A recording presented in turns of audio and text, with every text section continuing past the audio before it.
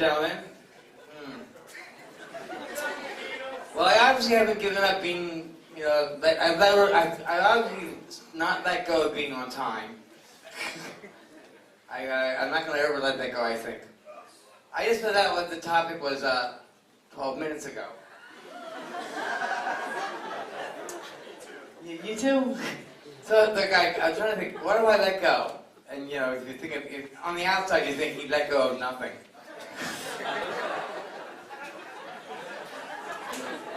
And for the most part, I don't let go of anything. You know, I can hold a grudge for 20, 30 years, and it's as fresh as it was the day yesterday. You know, I can name my grudges, you know, categorize them. But I have a nice heartwarming let go story. I was working at Presbyterian Hospital for a number of years on the psych floor. Where I was a wrestler, and I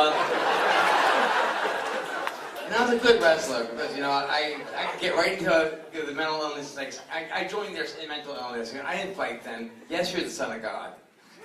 You know, sure. You're not going to loudspeaker and say, Robert, take your shower.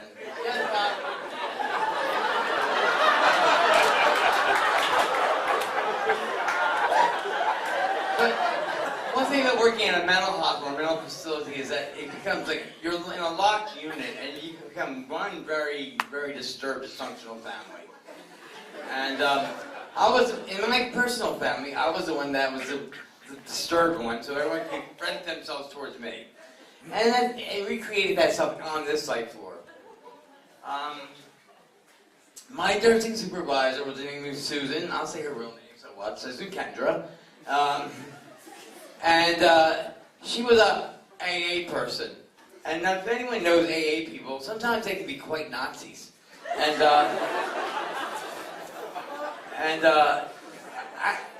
during my employment, I found out that I was HIV positive, and I went on a little 2-week heroin binge. It was a planned binge, and you know, I had it under control, but I didn't know how else to deal with it.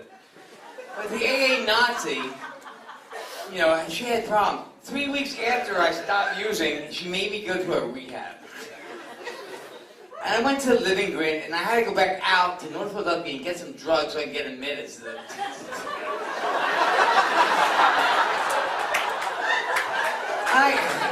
that's a true story. I haven't used in 3 weeks. Well, we can't let you in. You know, you're not dirty. So I got delivered. I got out.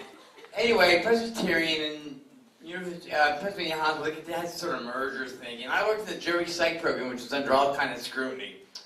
And also, at the same time, Susan Kendra was like acting kind of bizarre, and like fax machines were missing, and things were disappearing. And you know, who would they look at? Me or the nursing supervisor? Well, anyway, to make a long story short, I tried to transfer to Penn because they were closing our program, and this woman did everything she could to block all my transfer attempts. So I didn't get to transfer, and I was getting laid off. And at the time, I was making like $34,000 a year, and now I'm laid off.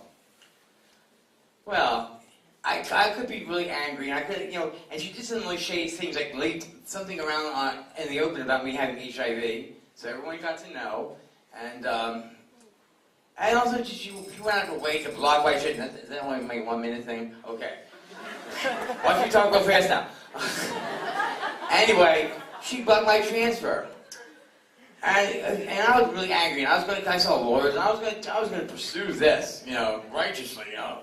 But then I kind of like put it on the side, and then I saw an ad in the paper for buying a duplex first-time home buyers. It had to be a certain income below $30,000. I was qualified, so I was able to buy a house, a duplex, beautiful, $67,000, which is now worth $380,000. And so Susan Kendra, by fucking me over, gave me the greatest gift of all.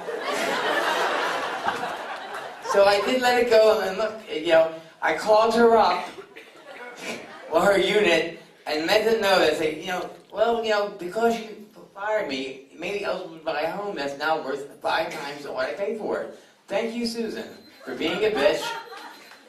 And that's my 5 minutes.